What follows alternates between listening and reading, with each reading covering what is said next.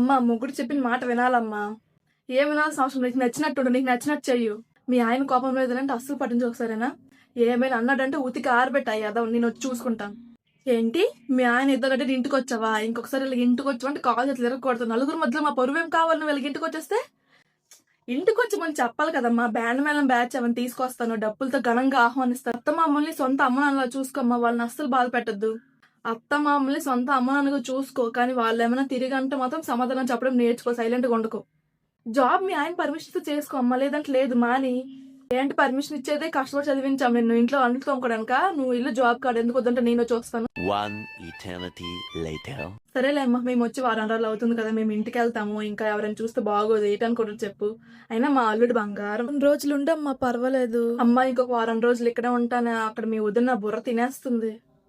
అబ్బా ఇన్ని భరించడం నా వల్ల కాదమ్మా. ఉంటే లేదంటే అనాథాశ్రమంకి జాయిన్ అయిపోయినా బుర్ర తినొద్దు ఇక్కడ.